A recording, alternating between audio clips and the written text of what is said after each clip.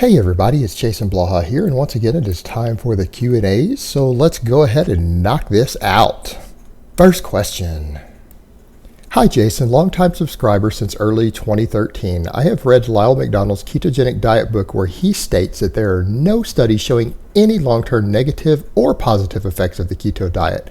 You have said that the ketogenic diet is safe for long-term use. Is the keto really safe for long-term use? All right, I'm going to have to agree with Lyle McDonald on this one as far as all the studies I've read over the years and looked at this, because when I was running a ketogenic diet for over a year this last time, I wanted to make sure it was safe, even though I don't utilize it anymore.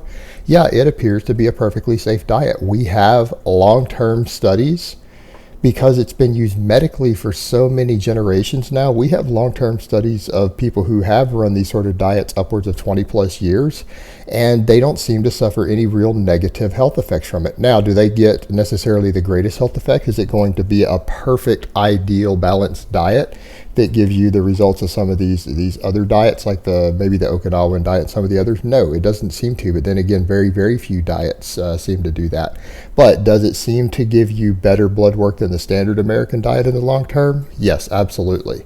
So it falls into the area of one of those neutral diets that outside of some medical benefits and weight management, it seems to be pretty much a neutral diet. It's neither excessively healthy, meaning it's not like an amazing health diet, but it also doesn't seem to have any negative effects either. So running a ketogenic diet long term is safe, and we could argue all day long about that it's not an ideal diet, and that would be true. But as far as safety, yeah, it doesn't seem to have any negative effects. And again, we have long-term studies on people. We have people who have pretty much died of old age who ran ketogenic diets early on in life at this point. So we have a pretty good base to draw from. And it actually seems to be a lot safer than a lot of people would like to admit. And again, that's largely due to the saturated fat scare out there. All right, next question. What do you think about people who measure all their food when losing weight? Is it obsessive? I think so. You know, this is going to be an unpopular statement for me to make in YouTube fitness because so many fitness YouTubers promote this excessive, obsessive tracking of micronutrients and calories and everything. But yes, if you're weighing everything that you eat all the time, that is absolutely a sign of obsessiveness. And in some cases, that could be a sign of disordered thinking. It could be a potential sign for mental issues and mental illness, or at least contribute to it for people who are prone to that. And that's something that people need to remember. So many physique competitors who have to get ultra shredded, who have to obsess with this, who have to make it their entire life, have become such prominent figures in the online fitness community that these people have become such prominent figures that they have promoted actually obsessive and even OCD style eating habits as what should be involved in fitness. And the truth is, people who are not physique competitors, which carries its own set of risk and can be contrary to fitness, people who aren't physique competitors really don't need to do this to this level of obsession. If anything, again, it leads to mental health issues and eating disorders to be this obsessive about it. And again, promoting behaviors and activities which cause mental illness and disordered thinking is no more part of fitness than having a bad diet is. And that's something that people need to remember. Being ultra ripped and following extreme obsessive diets has nothing to do with fitness. That has more to do with, again, with physique competition. But those of you who want to be fit and healthy, that's really not the sort of thing you should be looking at. And I'm not saying that people shouldn't consider tracking calories for a short time. Yeah, if you're obese and you struggle to lose weight, it probably wouldn't be a bad idea for you to track calories for 2 or 3 months to get a baseline for what you're really eating, and then go from there and go towards more healthy eating habits. For some people, for many people, again, various weight loss counselors will tell you this, for some people that absolutely is a good idea, but should they be doing it long term for a year, 2 years, for life, to be weighing everything they eat and tracking everything? No, that's obsessive. It's very much OCD type behavior, and it's not healthy, and it's not good for you to do that. So again, I happen to agree with this person asking the question. I think it's obsessive, and I know that's not going to be a popular opinion in YouTube fitness, but that is the truth. All right, next question. Hey Jason, Mark Rippetoe from Starting Strength has mentioned that knee sleeves are good for those who may have knee issues. What do you think about a young trainee like me who has nerve damage using knee wraps? I'm also on prescription painkillers. Thanks. All right, not to beat a dead horse here, but this question did get asked, and it's a good question. If you do not compete in a specific sport that allows you to utilize sleeves or wraps, you have no business using sleeves or wraps. Now, the sleeves, we could only hypothesize that they may be harmful to you, but we know that knee wraps damage your knees over time, but they give you the benefit of allowing you to lift more weight and allowing you to change your strength curve. And in some cases, we're talking upwards of 80 to 100 pounds more on your squats. People who want to argue that need to go look at some competitive lifters and see what some of the top lifters in the world who do both raw without wraps and raw with wraps, which I don't think we should be calling that raw at all, but that's another point. But when you compare their numbers, there are some who actually squat that much of a difference with wraps on versus without in competition. So yeah, that isn't an unreasonable to say that at the most extremes, they add that much weight. They do so, however, at the expense of your knees. And the same thing with sleeves to some extent. We could argue about the sleeves because we don't have hard data on it, but we could look at the way that they work, particularly the tight sleeves, look at the way that knee wraps work and realize that there's going to be some overlap and negative problems as far as it pressing your patella against the rest of the cartilage in your knee joint, compressing it. That is really problematic. And the thing is, a lot of people use these because they seem to numb pain for a little while training, but using a wrap or a sleeve because a joint hurts so that you can continue to push through and continue to train hard and heavy rather than changing what you're doing is a one-way ticket to long-term injury. That is how you get hurt. So someone who's using these things who doesn't need them for competition, because remember, sleeves, guys are using the tight knee sleeves, some of them because for the same reasons I explained, which will get you hurt in the long term, but they know that they add a little bit to their squat. So they use these knee sleeves, the really tight ones, so that they can get a slight edge in competition. Well, again, I would ask you, if you're not competing and trying to win medals and it's powerlifting isn't your life, then why would you use a knee sleeve trying to get 5 or 10 more pounds on your squat at the expense of potential knee damage? And you with nerve damage, stop and think about that. How are these sleeves or knee wraps going to help you in any way other than a competitive environment? They're not going to fix your nerve damage. And if everything is hurting that you're doing, if it's causing actual pain, then you need to reconsider your training protocols, your technique, your deloading, your programming, everything. That's your real problem. Don't try to use a Band-Aid fix for a bigger issue, because if you do, you're not correcting the problem, and eventually something is going to break. All right, next question. Hey Jason, what are your thoughts on increasing the lifting speed of a certain weight first before increasing the actual weight for strength / power / muscle, like force equals mass times acceleration? Great question. Yeah, that's something that most physiology experts will tell you also, that again, you don't always see expressed in the magazine world or the physique world, because they don't always study these things closely, because they'll tell you the opposite, that moving a weight more slowly is harder. No.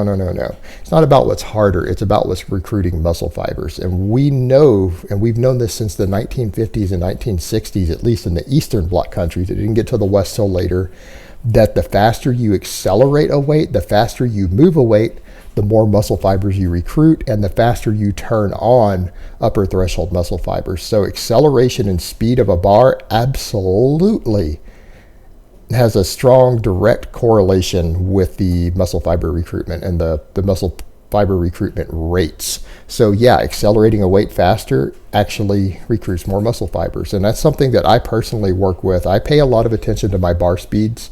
I pay a lot of attention to how fast I can accelerate a weight, because for me, if I can't do a given work set at high speed without grinding stuff out, I don't try to increase the weight. So for me, if I'm working 5 rep sets, say with 500 pounds on a deadlift, until I can move that 500 pounds fast, I'm not going to go to 510 or 515 for the same number of reps. And so if I'm getting down to where the 4th or 5th rep gets real slow, then I'm not going to increase the weight and try to do 4 or 5 reps. And I think that's a good way to determine sometimes, particularly with lower rep sets, anything under about 6 or less than maybe 8, that if you can accelerate it fast on all the reps all the way through with no grinding, with no slow reps, then you might be ready to go ahead and increase the weight, because your strength is there, the power is there with that given workload, and it's possible for you to get better results increasing the weight at that point. So I happen to agree with you. It's something that's very important to look at and consider in your overall progression. It's harder to measure with limited equipment, because we can't use high-speed cameras or slow-speed cameras to slow things down and measure the exact microseconds it takes, at least with the current technology, easily. So it's harder to measure than just, reps and sets and weight. But it is something that you need to pay attention to, and it is valuable to pay attention to. All right, next question. Hey Jason, I would like to know if you have any suggestions on how to deal with gym members who try to teach me how to lift and train, although their advice is incorrect because they have no clue about exercise science. I'm still a beginner and a smaller build than these bro scientists. Often than not, their advice is actually harmful. For example, one recommendation was to grip as close as possible on the closed grip bench press to target the triceps more. All right, as someone who's been doing this a really long time, I take a couple different approaches with this. I hear guys spout off nonsense all the time who are actually coaches. When I get involved in conversations at gyms, they might actually get biochemistry wrong on a drug they're talking about. They might actually get the biomechanics wrong on an exercise they're talking about. And in order to not make an ass out of them in front of other people, because this is kind of what they do for a living and they're talking or whatever, I just stay quiet. I don't actually respond to that. I may not nod, or I may just nod and not say anything when they say something really dumb like that. But if they come to me with advice that they're going to give me personally, I'll very politely say something like, okay, if they say that with the closed grip, I'll point out that no, there's actually data out there, and if you look at the biomechanics of it, that can actually damage the tendons in your wrist over time. And tell them, there's physical therapist experts who will tell you that if you go look into it, that, I know it's really popular in certain circles, and a lot of people have been doing that a long time, but if you look at it, it's actually dangerous to do it that way. And because really tricep recruitment isn't controlled that much by how far in or out you space the hands, you need to tell them that, look, it actually reduces the range of motion because your wrists get in the way and hands get in the way, so you're going to recruit less overall muscle fibers, and it forces you to use less weight with less range of motion. So really, it's going to recruit less muscle fibers. And explain it to them like that calmly and non-condescendingly, and just say, it's just a different way to look at it. But if you really think about it, if you're using less weight and you're using less range of motion, you're probably recruiting less muscle fibers somewhere. You'd have to, right? And get them to think about it that way, and point out that there is data out there that such a thing could be damaging. And if they don't want to listen, that's cool. You don't need to get mad about it. Just move on and go back to your workout. No big deal. It's just something you have to deal with in gym culture in general. All right, next question. Hello, Jason. I wanted to ask, is there any alternative to gain strength without doing deadlifts and squats due to chronic foot injury? Which lifts would you recommend? When I lift even light front squats like 60 kilos, the base of my right toe gets swollen over time and it hurts to walk. When I stop lifting with my legs, it goes away over time. The orthopedist said don't lift heavy at all. I love your channel and follow you for over 2 years now. All right, brother, you're in a pretty tricky situation there. Hamstrings is going to be easy to resolve your problem. Quads, this is going to be a little more difficult for the whole anterior chain of your legs. But the posterior chain, you need to join a gym that gives you access to a glute ham raise, because that's the beauty of that exercise. Not only is it a body weight movement that moves your body through space, so it gives you a lot of the benefits you're going to get from a squat or a deadlift, but because your feet don't actually touch the floor, it puts no pressure on your feet. There's no load on your feet, so it lets you really just hammer your hamstrings, and then your glutes as a secondary muscle involved. But it is an amazing hamstring builder, and it can handle most of your posterior chain without putting a single pound of pressure on your foot, which I think, given your injury, is really what you need to strengthen up that posterior chain. And if you can get really good at doing these, it can replace at least the posterior chain aspects of your deadlift for you personally. So glute ham raises are going to be essential for someone in your situation who wants leg development. Now, quads is going to be a bit more difficult, because in some cases you might feel like you're limited to leg extensions, but you do have another alternative. You can try to do what's called sissy squats. And I know the name sounds funny, but they're actually really difficult to do. They're tough, they're awkward to do, but they let you use tremendously less weight than you would use at any sort of conventional squat. And some people even make a device for doing these sissy squats that is going to really hammer your quads with a lighter weight and let you at least get some development. Are you going to get what you were going to get out of squats? No, but it's going to give you a lot more full body development than you'd get out of a leg extension. So you might want to mess with like the devices that you can lock your heels into or lock your ankles into to try to do these sissy squats. And I know I've seen some at a couple of gyms lately. They're out there. Or you can just do normal sissy squats with a plate up in a rack. And again, you'll have to research how to do both of these, but these might be viable alternatives for someone in your situation who can't do squats, who doesn't want to limit to leg extensions.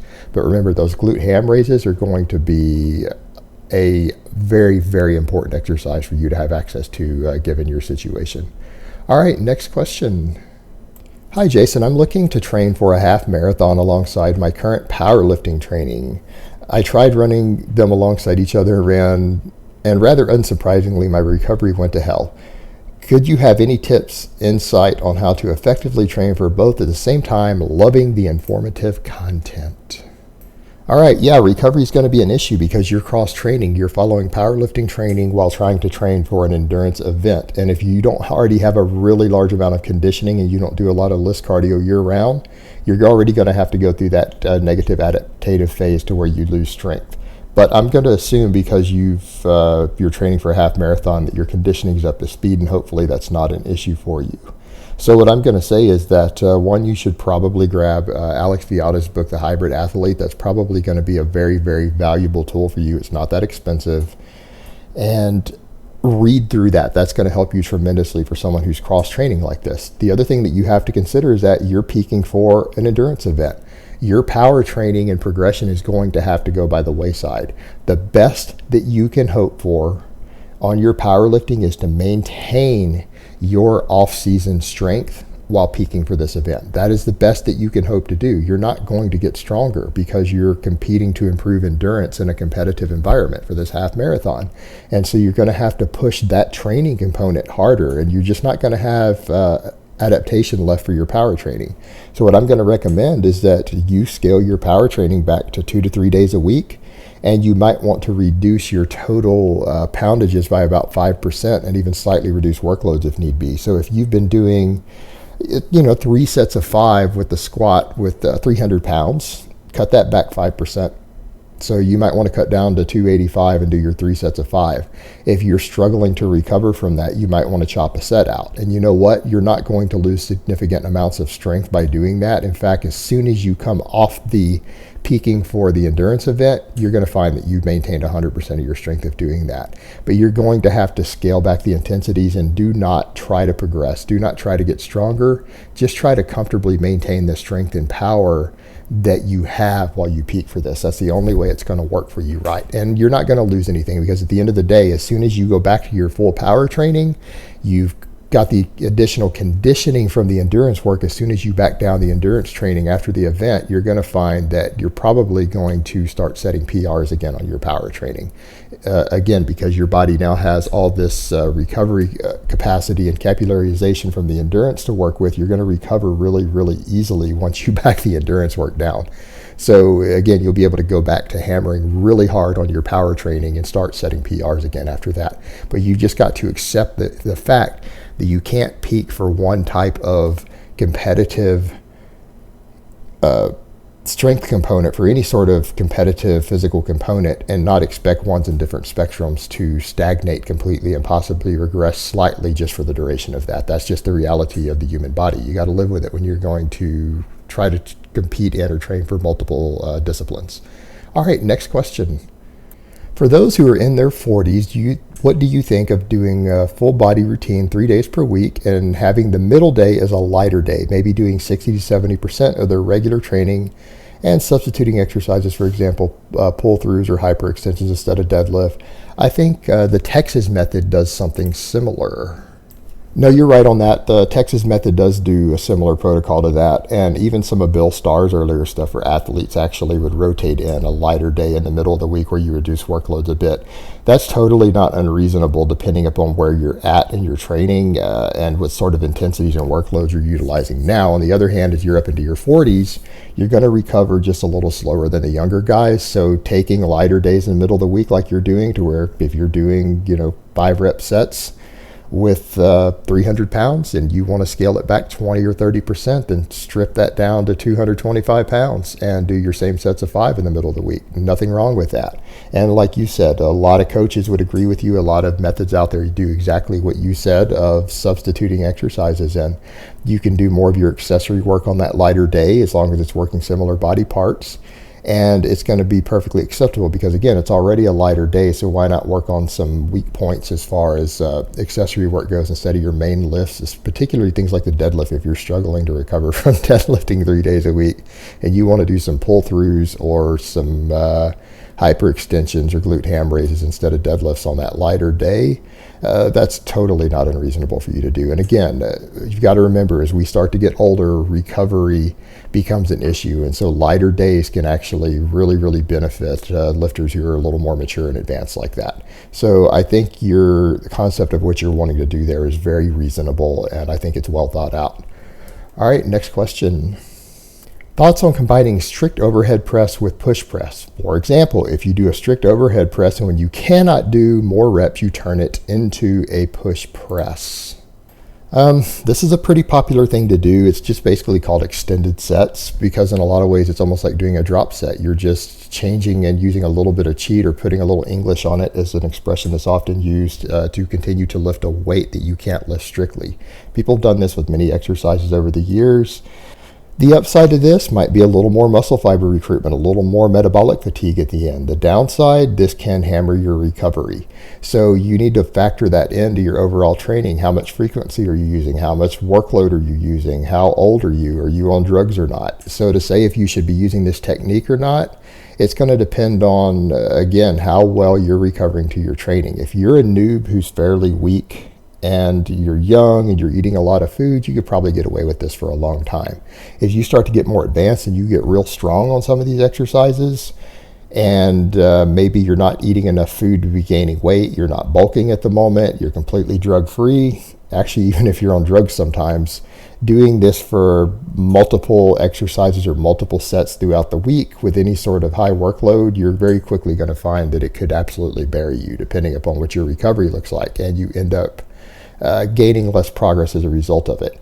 Now, again, like I said, this is something that you have to weigh out for the individual, because for some people, it's going to push them into eventually a chronic overreaching state, which becomes overtraining. And for other people, they're going to excel on it because it's giving them a little more fiber recruitment and they're able to recover and adapt depending upon their situation. So to say if this is a right or a wrong technique, it absolutely can't be said as a blanket statement whether it's actually positive or negative for you. It's going to be based upon your individual recovery rates and workloads, and if it's giving you enough additional fiber recruitment to justify any hit in recovery. And that's a very, very advanced, very involved question with a lot of variables. So again, just try to factor those things in and think about what you're doing. I don't know where you're at in your training and how advanced you are, how young you are, what your lifestyle looks like. So it's really hard to say. All right, next question. If you don't have much of an appetite when bulking, what would be healthier, adding sugar to banana smoothies or adding olive oil to pasta and broccoli? Well, this always comes back into the question that you have to ask a lot of guys. What's going on with your appetite, and why are you needing so many calories that you're having to add a bunch of refined stuff to your foods just to reach your caloric needs to gain weight?